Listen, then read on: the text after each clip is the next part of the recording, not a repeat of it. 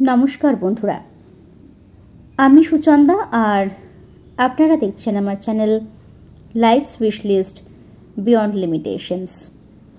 আর এখন আমার চ্যানেলে আমি শুরু করেছি সাউথ আর ওয়েস্ট সিকিম ভ্রমণের নানাবিধ এপিসোডগুলো।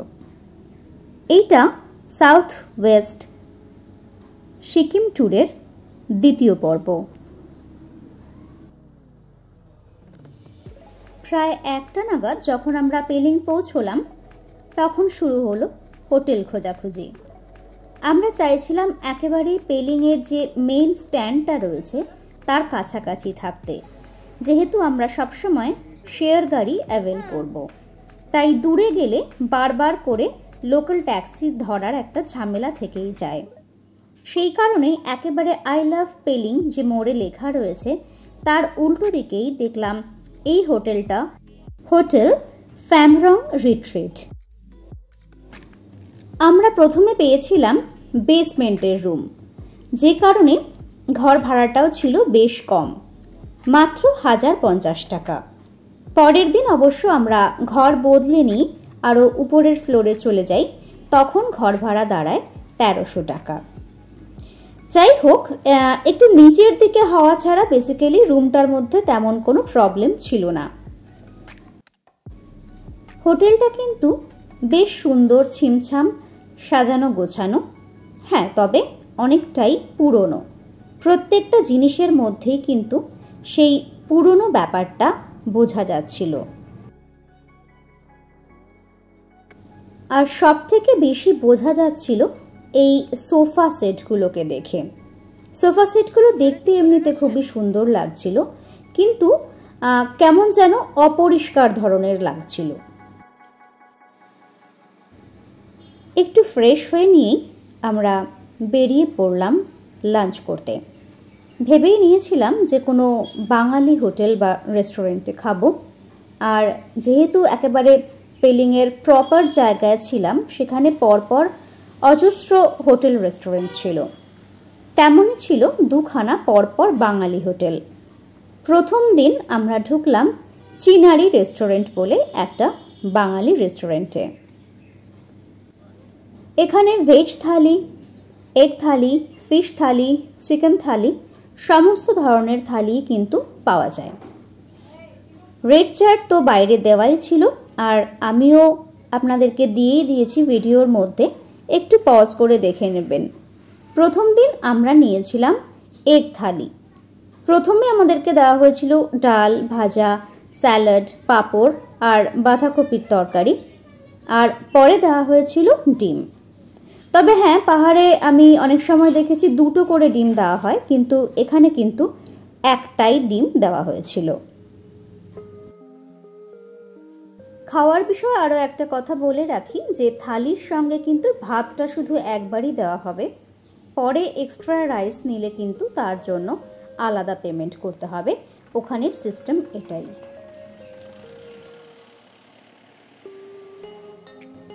আসুন এবার আপনাদের এই হোটেলটা একটুখানি ঘুরিয়ে দেখিয়ে দিই। মেইন দরজা দিয়ে ঢুকতেই প্রথমেই রয়েছে রিসেপশন এরিয়া। রিসেপশনটা বেশ সুন্দর করে সাজানো। বেসিক্যালি যে বুদ্ধিস্টদের বিভিন্ন ধরনের জিনিসপত্রগুলো রয়েছে, সেই সমস্ত জিনিসপত্র দিয়েই কিন্তু সাজানো রয়েছে। সব থেকে বেশি যেটা আমার ভালো লেগেছে, সেটা রিসেপশনের মধ্যে একটা বিশাল বড় আয়না রয়েছে। যখন আমরা সাইট সিইংয়ের জন্য বেরোতাম তখন একটা ফাইনালি লুক দিয়ে নিতাম সেই আয়নাতে। আর তারপরেই রয়েছে একটা বিশাল বড় জায়গা জুড়ে এই বৈঠকখানা, যেখানে একসঙ্গে বহুজন বসে আড্ডা দিতে পারবে। যদি কোনো বড় গ্রুপ এখানে যায় তাহলে সন্ধ্যাবেলায় এখানে বসে কিন্তু একটা জমিয়ে আড্ডা দেওয়া যেতে পারে।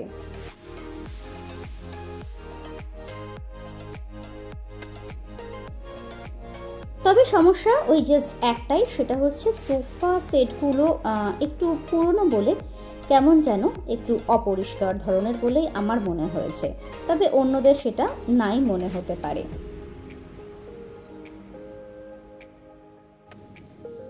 পরে আমি গুগলে সার্চ করে যখন এই হোটেল সম্পর্কে দেখলাম, যে সেখানে লেখা রয়েছে কিন্তু এই হোটেলটিকে কোথাও 2 স্টার বলা হয়েছে, কোথাও আবার 3 স্টার বলা হয়েছে।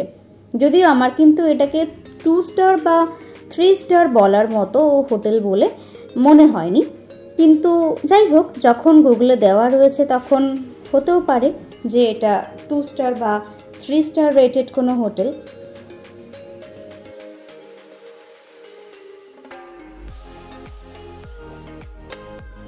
অনলাইনেও এই হোটেল কিন্তু অনায়াসে বুকিং করা যায়।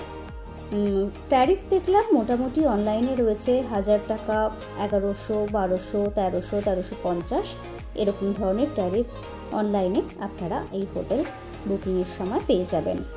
ডেসক্রিপশন বক্সে এই হোটেল সংক্রান্ত আরও কিছু ইনফরমেশন দেওয়া রইল, যদি আপনাদের প্রয়োজন মনে হয় তাহলে দেখে নেবেন।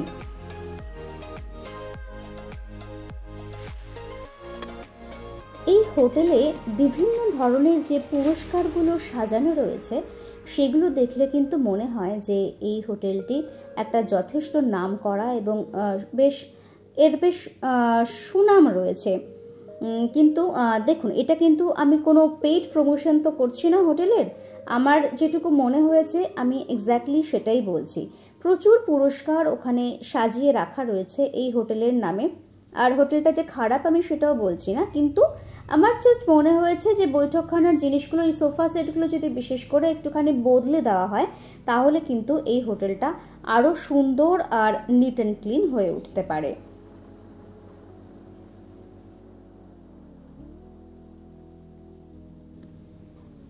এই হোটেলটি রয়েছে G+4 আর নিচের দিকে কিন্তু বেসমেন্টও রয়েছে। তো উপরের দিকে তাকালে পরে খুব সুন্দরভাবে দেখা যায় একদম উপর থেকে 4টে পর্দা এত সুন্দর করে ঝোলানো রয়েছে নিচের দিকে, যেগুলো দেখতে কিন্তু ভারী সুন্দর লাগে। আমার তো ভীষণই ভালো লেগেছিল এই পর্দাগুলোর যে ডিজাইনটা সেটা দেখে। চলুন এবার আস্তে আস্তে একটুখানি উপর থেকে ঘুরে আসা যাক আর দেখা যাক উপরে আর কি কি রয়েছে। আগে বলেছি যে হোটেলটা হচ্ছে G+4, তো টানা গ্রাউন্ড থেকে একেবারে উপরে উঠলে পরে একটুখানি হাফ ধরে যায়। এখানে কিন্তু কোনো লিফটের ব্যবস্থা নেই, তাই যদি কোনো বয়স্ক মানুষকে নিয়ে এখানে আসেন এবং রুম এখানে বুকিং করা হয় তাহলে এটা একটু জিজ্ঞাসা করে নেবেন যে কোন ফ্লোরে আপনাকে রুম দেওয়া হবে, তার কারণ বয়স্কদের পক্ষে কিন্তু 3 তলা বা 4 তলায় ঘরে যাওয়া সম্ভব হবে বলে আমার মনে হয় না। আমি এখন চলে এসেছি একেবারে এই হোটেলের ছাদে। ছাদটা কিন্তু খুব একটা যে বড় তা নয়, বেশ ছোটই বলা যেতে পারে। সমস্ত বোর্ডাররা যদি চান যে আমরা ছাদে গিয়ে কাঞ্চনজঙ্ঘা দেখব তাহলে কিন্তু সবার এখানে দাঁড়ানোর মতনও জায়গা হবে না। তবে হ্যাঁ, এই হোটেলের ছাদ থেকে কাঞ্চনজঙ্ঘার পুরো রেঞ্জটা কিন্তু খুব সুন্দরভাবে দেখা যাবে যদি দেখা যায়। আর আমি তো বেসিক্যালি এখান থেকেই পরপর 3টে সকাল ধরে কাঞ্চনজঙ্ঘা দেখার চেষ্টা করে গেছি। যাই হোক, সে প্রসঙ্গ পরে আসবে। এই হচ্ছে এই হোটেলটার একেবারে উপরের ফ্লোর, আর সেখান থেকে দেখুন একেবারে নিচ পর্যন্ত বেশ অনেকটাই কিন্তু উঁচু রয়েছে এই হোটেলটা। তাই যেহেতু লিফট নেই আপনারা কিন্তু বুঝে বুকিং করবেন।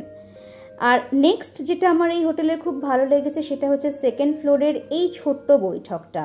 এখান থেকেও কিন্তু কাঞ্চনজঙ্ঘা দেখা যেতে পারে, কিন্তু 10-12 জনের বেশি এখানে কিন্তু বসতে পারবেন না। আর এইটুকু জানলা দিয়ে সবাই মিলে যদি বাইরে দেখার চেষ্টা করেন তাহলেও কিন্তু একটু সমস্যা হলেও হতে পারে। তবে এই জায়গাটা একেবারে মানে ভিতর থেকে যারা একটু বয়স্ক মানুষ তাদের এখান থেকে বসে কাঞ্চনজঙ্ঘা দেখার কিন্তু একটা ভালো সুযোগ রয়েছে। তো এই হলো মোটামুটি সব নিয়ে আমাদের হোটেল। আমি আমাদের এই হোটেলটাকে 10-এর মধ্যে 7 দিতে পারি, তার থেকে বেশি কিন্তু আমি দেব না।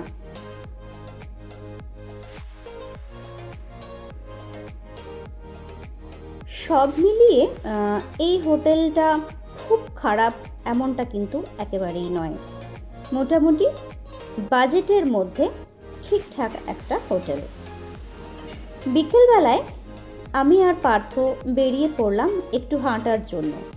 সামনেই ছিল হিমালি ট্যুরস অ্যান্ড ট্রাভেলসের অফিস, যেখান থেকে গাড়ি ভাড়া নেওয়া যেতে পারে। আর একটু এগিয়ে গেলেই বা সাইডে ছিল একটা সেলস এম্পোরিয়াম, যেটা এই মুহূর্তে বন্ধ আছে বলেই আমার মনে হলো।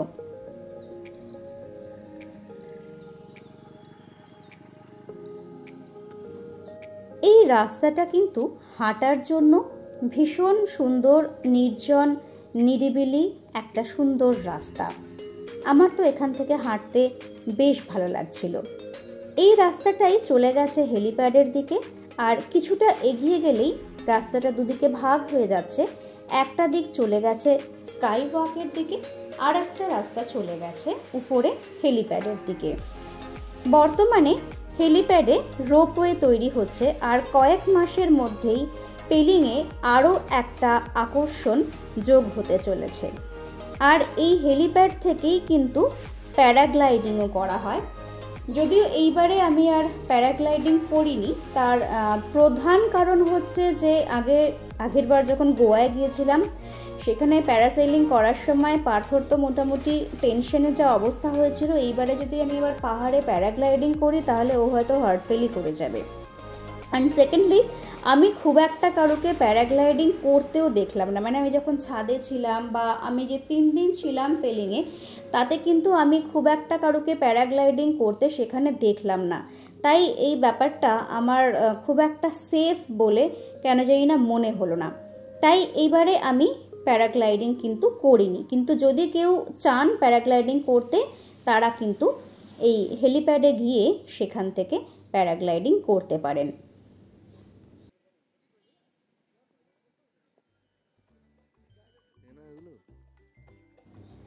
রাস্তা দিয়ে হাঁটতে হাঁটতে অনেক নাম না জানা ফুল ফল দেখতে পেলাম।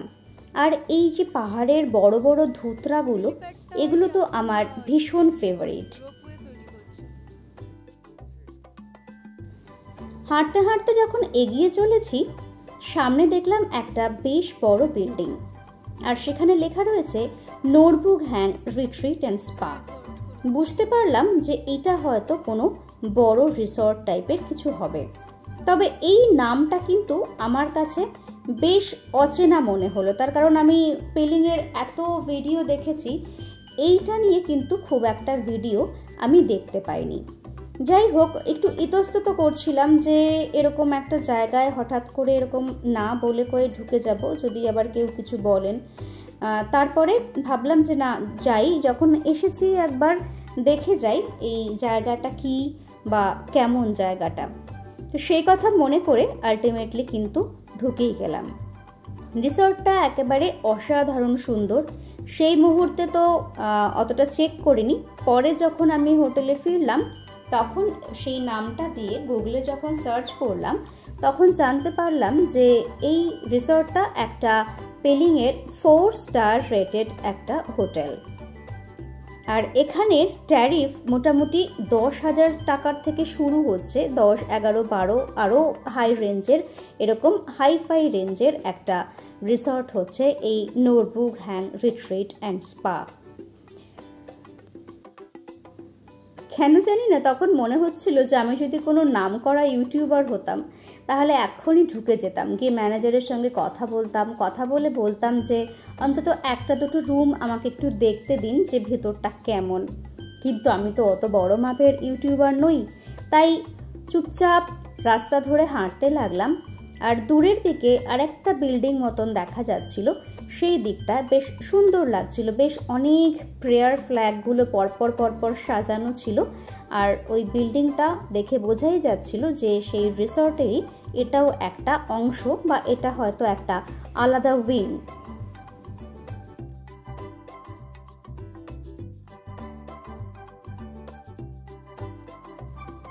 যখন বিল্ডিংটার কাছে গেলাম খুবই অবাক হলাম, এত সুন্দর দেখতে।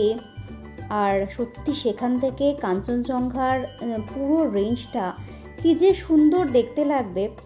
এই কটেজের বারান্দায় রয়েছে পরপর অনেকগুলো চেয়ার, আর এই ভোরবেলায় এই চেয়ারগুলোতে বসে যখন কাঞ্চনজঙ্ঘার একটা ফুল রেঞ্জের ভিউটা সেখানে বসে বসে দেখা যাবে, এর থেকে সুন্দর দৃশ্য বোধহয় পৃথিবীতে আর কিছু হতে পারে না।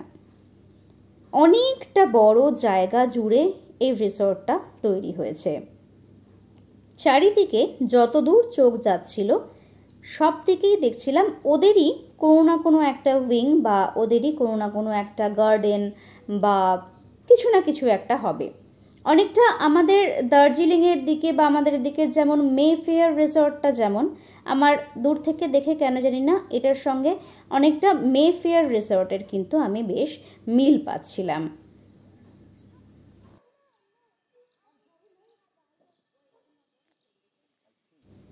বেশ অনেকক্ষণ সময় কাটালাম সেখানে। লাকিলি কেউ আমাদেরকে আটকায়ও নি বা কিছু বলেও নি। একটু মানে কেমন যেন ইতস্তত বোধ হচ্ছিল, একটু ভয় ভয় পাচ্ছিলাম যে কেউ যদি এসে কিছু বলেন, ট্রেসপাসিং করছি বা কিছু, কিন্তু সেরকম কেউ কিন্তু কিছু বলেননি। আমরা নিজেদের মতন বেশ খানিকক্ষণ সেখানে ঘোরাঘুরি করলাম, প্রচুর ছবি টবি তুললাম আর কি, মানে ঘরের ভিতরে না ঢুকে বাইরে থেকে যতটুকু পারা যায় ততটুকু অনেক ছবি টবি তুলে সেখানে বেশ কিছুক্ষণ সময় কাটিয়ে তারপর ঠিক করলাম যে না, এবার আমাদের এখান থেকে বেরোনো উচিত। বেশ অনেকক্ষণ সময় কাটানো হয়ে গেল।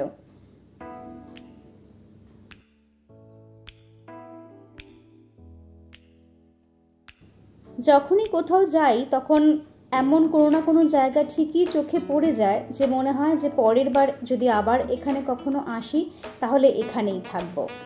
তো এইবারেও পেলিংয়ে গিয়ে আমার এই জায়গাটা দেখে মনে হলো যে পরে যদি আমি আবার কখনো পেলিং আসি তাহলে আমি ডেফিনেটলি এখানেই থাকবো। আর এই রিসর্টের একদম যে মেন গেটটা রয়েছে এন্ট্রান্সের, তার ডান দিকে রয়েছে প্রেয়ার ফ্ল্যাগ দিয়ে সাজানো সুন্দর একটা ওদের যে উপাসনা করার জায়গা, সেরকম একটা উপাসনা করার জায়গা। সেই জায়গাটাও বেশ সুন্দর, একটু হাইটে অবস্থিত, যেখান থেকে পুরো রিসর্টটা কিন্তু খুব সুন্দরভাবে দেখা যাচ্ছিল। যাক, বহুক্ষণ সময় ওখানে বেশ কাটানো হলো। তারপর আমরা আবার ফেরার পথ ধরলাম। আর এই যে ধুতরাগুলো যেগুলো পাহাড়ে হয়, বেশ বড় বড় সাইজের বিভিন্ন রঙের, এই ধুতরাগুলো আমার ভীষণ ভালো লাগে। ইনফ্যাক্ট আমার নিজের বাড়িতে, মানে আমাদের যে পৈতৃক বাড়ি রয়েছে সেখানেরও যে ধুতরা গাছ রয়েছে সেখানেও কিন্তু এরকম বড় বড় ফুলই হয়। ওখান থেকে বেরিয়ে আমরা চলে এলাম হিমালয় ট্যুরস অ্যান্ড ট্রাভেলসের অফিসে। পরের দিনের সাইট সিইংয়ের গাড়ি ঠিক করতে হবে। তো আমাদের তো মোটামুটি আমরা ভেবে রেখেছিলাম যে আমাদের সঙ্গে যে ফ্যামিলি এসেছে আমরা একসঙ্গেই সাইট সিইংটা করব। তো তাদের জন্য একটুখানি অপেক্ষা করছিলাম, তার কারণ তারাও কিন্তু হেলিপ্যাডের দিকটাতেই গেছে। তো একটু টাইম পাস করার জন্য একটুখানি চা খাওয়া হলো। আর তারপর যখন ওনারা এলেন তখন আমরা একবারে পরের দিনের জন্য সাইট সিইংয়ের গাড়ি বুকিং করে ফেললাম।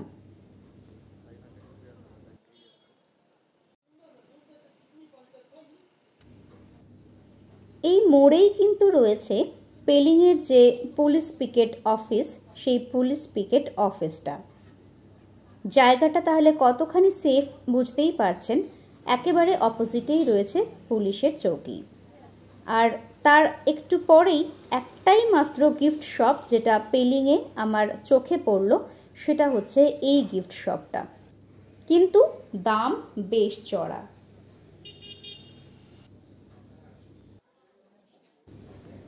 দেখুন, এই কারণেই আমি কোনো জায়গার সোফাতে গিয়ে হঠাৎ করে বসে পড়ি না।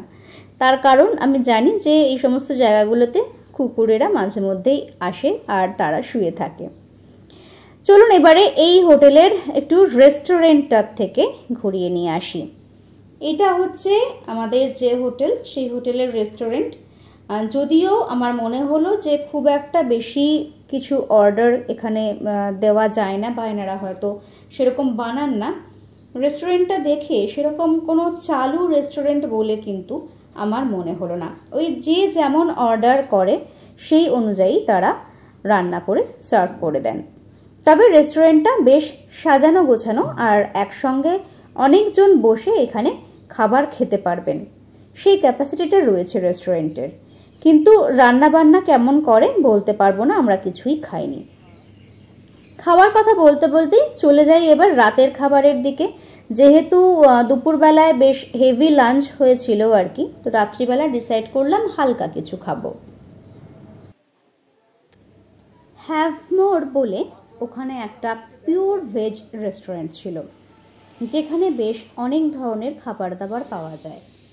সেখানে সাউথ ইন্ডিয়ান বিভিন্ন ডিশ, তার সাথে নর্থ ইন্ডিয়ান বিভিন্ন ডিশ বা ব্রেকফাস্ট আইটেম বা সব কিছু ভেজ আইটেম ওখানে কিন্তু অ্যাভেলেবেল। দেখে মনে হলো রেস্টুরেন্টটা বেশ চালু। এখানে প্রচুর ডেজার্টও রয়েছে, মিষ্টি রয়েছে, প্লাস একটা গিফট শপও রয়েছে। এখানে খাবার খেতে খেতে জিনিসগুলো দেখা যায়, পছন্দ করা যায়, তারপরে যদি কিছু পছন্দ হয় সেগুলো কিনে নেওয়া যায়। তো মোটামুটি এইখানটাতে সব কিছু একসঙ্গে পেয়ে যাবেন। ভেজ খাবার দাবার, তার সঙ্গে পেস্ট্রি, সেগুলো কিন্তু সব এগলেস। আমি জিজ্ঞাসা করলাম, যেহেতু এটা পিওর ভেজ, তো বললো হ্যাঁ কেক পেস্ট্রি কোনো কিছুতেই কিন্তু ডিম দেওয়া নেই। যারা পিওর ভেজিটেরিয়ান খাবার খেতে পছন্দ করেন তাদের জন্য কিন্তু এই রেস্টুরেন্টটা একেবারে আদর্শ। আর এখানে যে গিফট আইটেমসের যে স্টক রয়েছে সেটাও কিন্তু বেশ ভালো লাগলো আমার।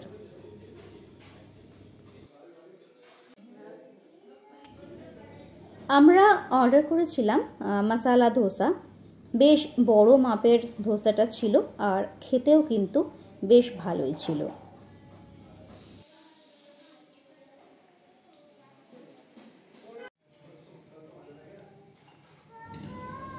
সেদিনের ডিনারটা বেশ তাড়াতাড়ি সেরে নিয়েছিলাম। সারাদিন জার্নিও হয়েছে বিস্তর, ক্লান্তও ছিলাম। আর পরের দিন সকালবেলায় ভোর হতে না হতেই আবার উঠে কাঞ্চনজঙ্ঘা দেখার জন্য ছাদে চলে যেতে হবে। তারপরে আবার রেডি হয়ে 8টার সময় সাইট সিইং করতে বেরোতে হবে। এই সমস্ত কথা মাথায় রেখে খাওয়া দাওয়া সেরেই ঢুকে গেলাম আমাদের হোটেলে। আশা করি আপনাদের এই সিরিজটা ভালো লাগছে। আর আমি আমার তো যতদূর সম্ভব আমি ইনফরমেশনস দেওয়ার চেষ্টা করছি। এরপরেও যদি আপনাদের আরও কিছু বিষয় জানার থাকে অবশ্যই কমেন্ট বক্সে কমেন্ট করে জিজ্ঞাসা করবেন। আমি যতদূর সম্ভব আমার সাধ্য মতো উত্তর দেওয়ার চেষ্টা করব। আর চ্যানেলটা অবশ্যই সাবস্ক্রাইব করে নেবেন, আমার সাথে থাকবেন, পাশে থাকবেন, খুব ভালো থাকবেন। শুভরাত্রি, ধন্যবাদ।